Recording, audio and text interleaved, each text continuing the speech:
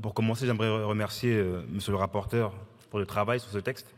Nous ne comptons plus le nombre de nos concitoyens dans nos circonscriptions qui sont victimes de fraude aux moyens scripturaux. Il a été rappelé par les différents intervenants avant moi, la masse globale de fraude reste stable depuis 2021, autour de 1,2 milliard d'euros par an. Un chiffre à mettre en perspective avec les 35 milliards d'euros de paiements scripturaux traités chaque année. Derrière cette apparente stabilité, la répartition des fraudes évolue de manière significative. En particulier, les techniques de manipulation ont connu une forte expansion. Leur part est passée environ de 20% de préjudice total en 2021 à près d'un tiers en 2023, soit près de 400 millions d'euros cette année-là. Toutefois, début 2024, nous avons observé un premier signal positif avec un recul à 30%. Une inflexion qui coïncide avec le déploiement de mesures de protection sur les paiements par carte et par virement. Il y a eu les premières mesures déployées en 2023 pour pallier à ce fléau. Des mesures orientées vers l'utilisateur. D'un côté, des actions de sensibilisation des consommateurs pour alerter sur les risques de fraude aux faux conseillers bancaires, à leur apprendre à réagir, et l'autre, un renforcement du parcours d'authentification avec des informations explicites. Nom du bénéficiaire de l'IBAN, montant, nature de l'opération. Voire, dans certains cas d'ajout, d'étapes supplémentaires avec une question « Êtes-vous actuellement au téléphone avec votre conseiller ?» Néanmoins, le 15 janvier 2025, la Cour de cassation a émis une décision pleine de responsabilité des victimes d'escrocs bancaires. De fait, ces dernières n'ont aucun droit de recours et aucune forme d'indemnisation face à l'arnaque subie. Auparavant, la banque prenait sa part de responsabilité dans la négligence ayant conduit à ce virement frauduleux, ce qui pouvait conduire à un remboursement soit total ou partiel. Nous déplorons ce traitement et appelons à une modification de la loi afin que les banques soient pleinement responsables dans les virements qu'elles opèrent.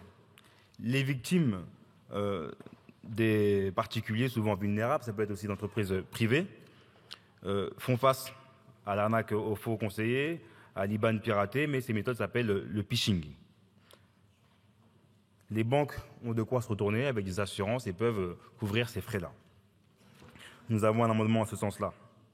Et c'était aussi l'objet d'interrogation en commission, où je vous ai demandé, monsieur le rapporteur, si un IBAN frauduleux est dans le fichier, avons-nous la confirmation qu'un virement est impossible? Nous avons vérifié à plusieurs reprises, ce n'est pas le cas. Aujourd'hui, quelqu'un peut faire un virement sur un IBAN qui est dans le fichier, ne sachant pas qu'il est dans le fichier, et si ce virement est fait par inadvertance, par la faute de la banque, du coup, il faut que le particulier ou le professionnel puisse se retourner pour être indemnisé.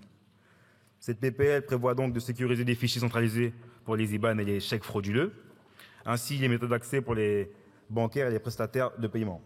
Nous proposons de doubler l'entrée d'une déclaration dans le fichier de confirmation ultérieure de la pertinence de cette information afin de limiter le risque de chèque ou d'IBAN non frauduleux intégrés dans le fichier, afin de maintenir une nouvelle rigueur et des garde-fous.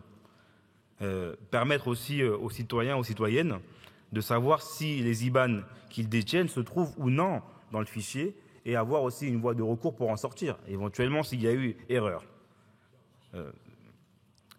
Nous proposons également d'adopter des sanctions afin de dissuader, éventuellement ça peut arriver, des prestataires de services de paiement peu scrupuleux de renseigner à dessein des IBAN non frauduleux dans le référentiel qui pourraient nuire à des personnes. C'est possible d'avoir des personnes qui veulent nuire à d'autres personnes dans des services et d'intégrer de faux IBAN non frauduleux et de mettre des personnes en difficulté financière. Dans sa rédaction actuelle, elle risque de faire peser aux personnes dont l'IBAN est considéré suspicieux de ne pas avoir la garantie de pouvoir avoir des recours. Nous avons des amendements pour essayer d'améliorer, selon notre vision, ce texte, mais nous sommes en tout cas favorables à cette PPL qui va dans le bon sens et qui va être importante pour des concitoyens qui ont subi des phishing qui sont parfois très désastreux pour les finances des Français qui vivent des moments précaires.